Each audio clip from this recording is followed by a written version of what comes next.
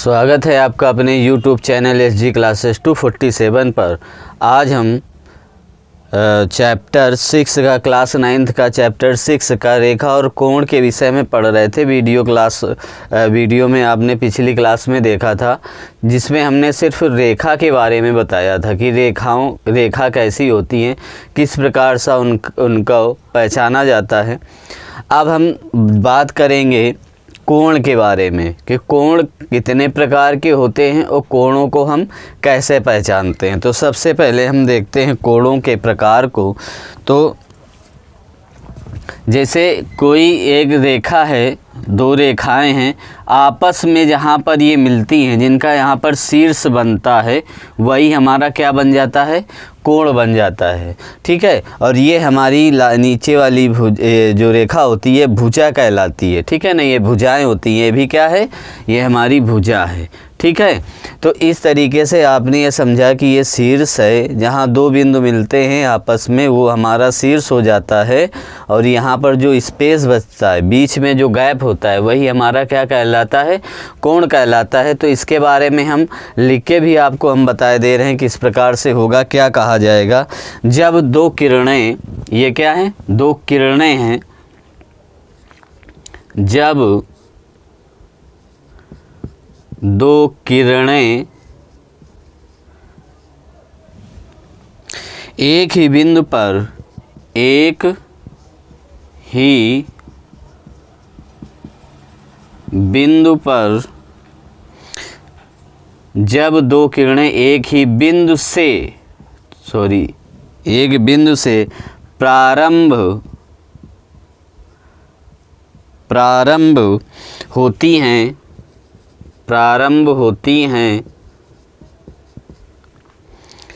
तब तो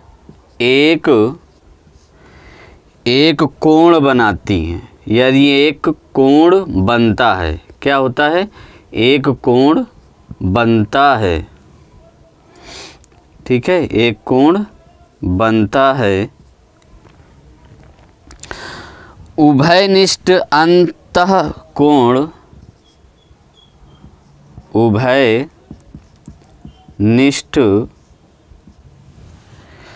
अंतबिंदु कोण, अंतबिंदु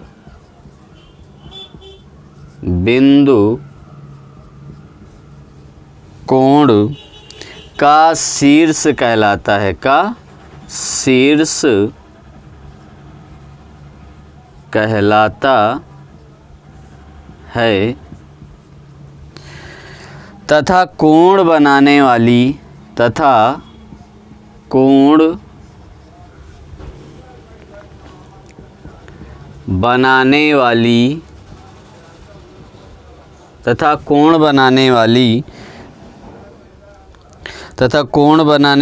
किरणें भुजाएं कहलाती हैं। कोण बनाने वाली किरण भुजाएं कहलाती हैं, भुजाएं कहलाती हैं। ठीक है ना। तो इस प्रकार से आपने क्या समझा कि ये दो किरणें हैं, और किरणों के जहाँ प्रारंभ होता है उसमें जो स्पेस बचता है, जगह बचती है, उसे हम क्या कहते हैं, कोण कहते हैं। ये भुजाएं जो हैं, जो किरणें जो निकलती हैं, वो हमारी क्या बन जाती हैं, भुजाएं बन जाती हैं। और जो बिंदु जहाँ पर ये मिलता है, ये हमारा शीर्ष हो जाता है। तो इसी प्रकार से क्या लिखा गया, बोला गया कि जब दो किरणें एक ही बिंदु से प्रारंभ होती हैं तो एक कोण बनता है। एक ही बिंदु से कोई दो किरणें प्रारंभ होती हैं, वहाँ पर क्या बनता है, एक कोण बनता है। उभयनिष्ठ शीर्ष अंत बिंदु कोण का शीर्ष कहलाता है। उभयनिष्ठ मतलब ये दोनों बिंदु क्या हैं, यहाँ पर ये आपका शीर्ष कहलाएगा। तथा कोण बनाने वाली किरणें भुजाएं कहलाती हैं। क्या कहलाती हैं, कोण बनाने वाली किरण भुजाएं कहलाती हैं। ठीक है ना। तो इस प्रकार से आपने कोण की परिभाषा समझ ली। अब कोण कितने प्रकार के होते हैं ये भी हम देखते हैं, कौन कौन से कोण होते हैं इनको भी ये समझते हैं, देखते हैं।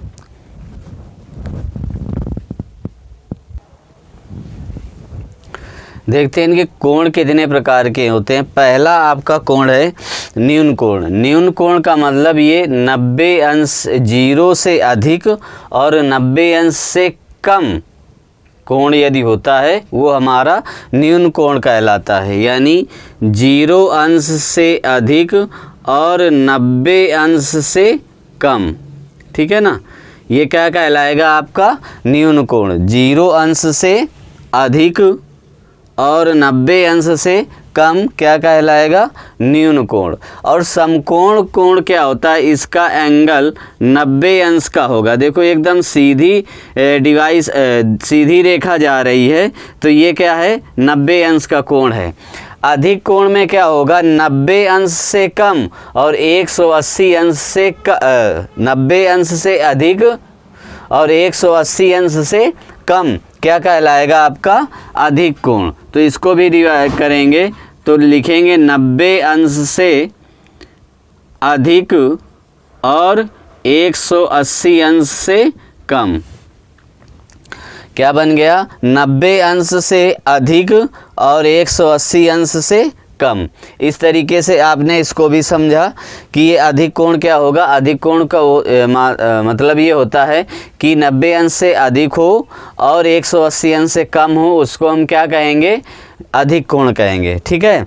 और ऋजु कोण आपका पूरा 180 अंश का होता है। कितने का होता है, 180 अंश का यदि होगा तो वो आपका ऋजु कोण कहलाएगा। और प्रतिवर्ती कोण क्या होगा, यानी ये प्रतिवर्ती का मतलब उल्टा, यानी इसका पीछे वाला हिस्सा, यानी ये जो कोण होगा उसका जस्ट 360 से कम, 360 से कम होगा, वो आपका प्रतिवर्ती कोण कहलाएगा। मान लो जैसे इसको हमने बोला कि ये आपका 30 अंश का है तो इसका प्रतिवर्ती कोण बताइए, तो आप 360 में से पूरा एंगल, वृत्त का पूरा एंगल कितने का होता है, 360 का होता है, तो उस पर आप 30 घटा दोगे तो आपका ये प्रतिवर्ती कोण आएगा 330 आ जाएगा, ठीक है, 330 अंश। तो इस तरीके से आपने प्रतिवर्ती कोण भी समझ लिया। तो कोण कितने प्रकार के टोटल हैं, 5 प्रकार के। पहला न्यून कोण, फिर समकोण, फिर अधिक कोण, फिर ऋजु कोण, फिर प्रतिवर्ती कोण। तो ठीक है, फिर अब हम अगला समझते हैं आसन्न कोण क्या होते हैं, हम इनके बारे में जानते हैं।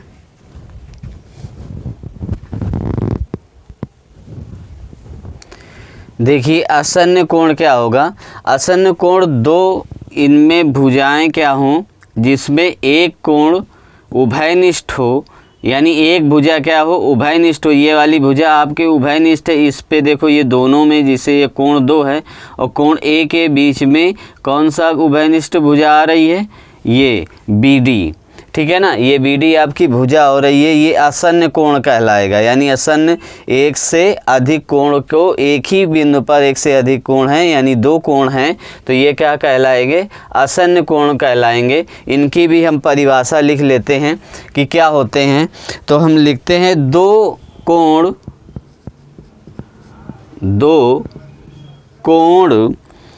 आसन्न कोण कहलाते हैं। 2 कोण आसन्न कोण कहलाते हैं यदि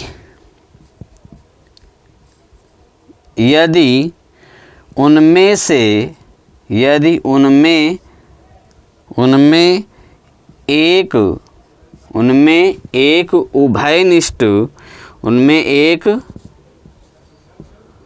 उभयनिष्ठ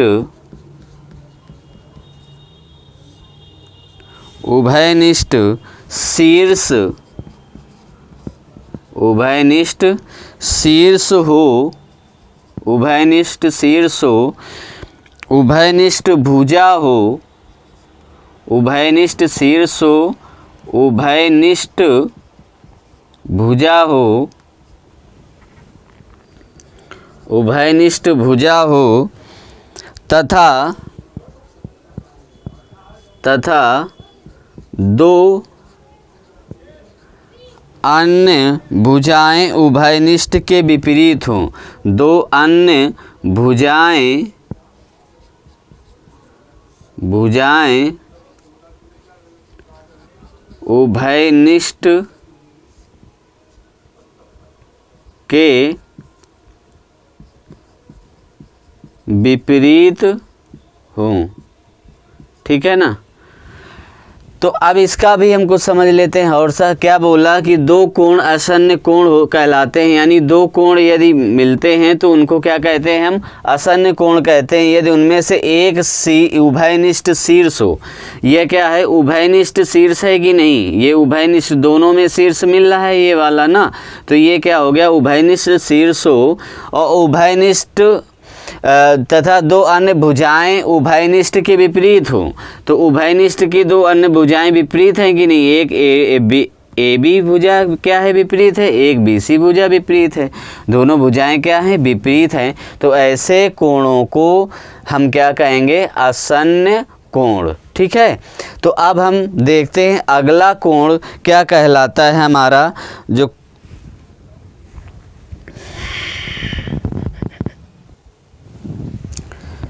देखो अगला हमारा कोण है कोणों का रैखिक युग्म। युग्म के मीन्स जोड़ा, यानी दो कोणों का जोड़ा, यानी दो कोण आपस में मिलकर बने हों। ठीक है ना। तो क्या बोलेगा, कोणों का रैखिक युग्म, यदि दो आसन्न कोणों का योग 180 अंश हो, ये क्या है, आसन्न कोण हैं, इनका योग कितना हो, यदि 180 अंश हो तो उन्हें क्या कहते हैं हम, रैखिक युग्म कहते हैं। ठीक है ना। जैसे ये कोण कितने हैं, मान लो इसको हम कोण 1 प्लस कोण 2 को क्या होने जाना चाहिए, 180 अंश हो, तो ये आपका क्या कहलाएगा, रैखिक युग्म कहलाएगा, कोणों का रैखिक युग्म कहलाएगा। ठीक है ना। तो आपको ये भी समझ में आया होगा किस प्रकार से है। तो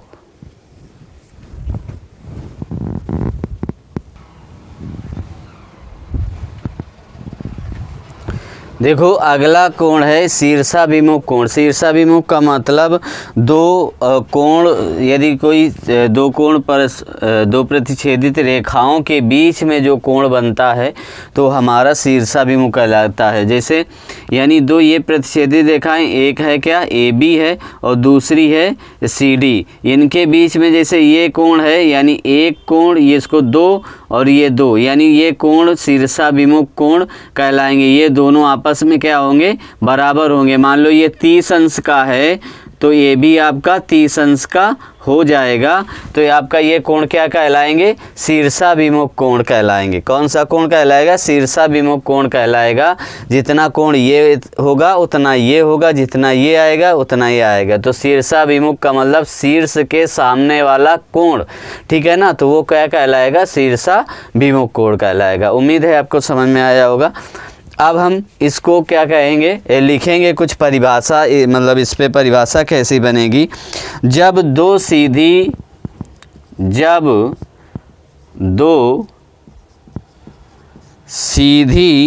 रेखाएं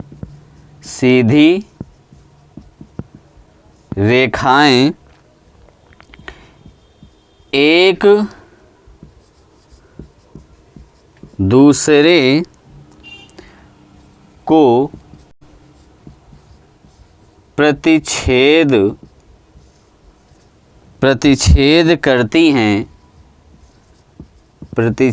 करती हैं, आमने सामने के कोण आमने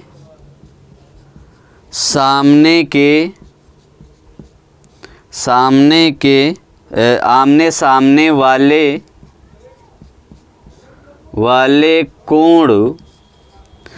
कोण शीर्षाभिमुख कोण कहलाते हैं। क्या कहलाते हैं, शीर्षाभिमुख कोण कहलाते हैं। आपको बताया भी है। ठीक है ना, शीर्षाभिमुख कोण कहलाते हैं। ठीक है ना। तो ये आमने सामने के कोण जो होंगे वो आपके क्या कौन से कोण कहलाएंगे, शीर्षाभिमुख कोण।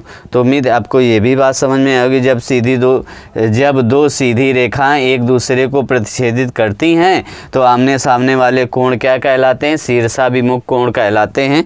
और और हम देखते हैं कुछ।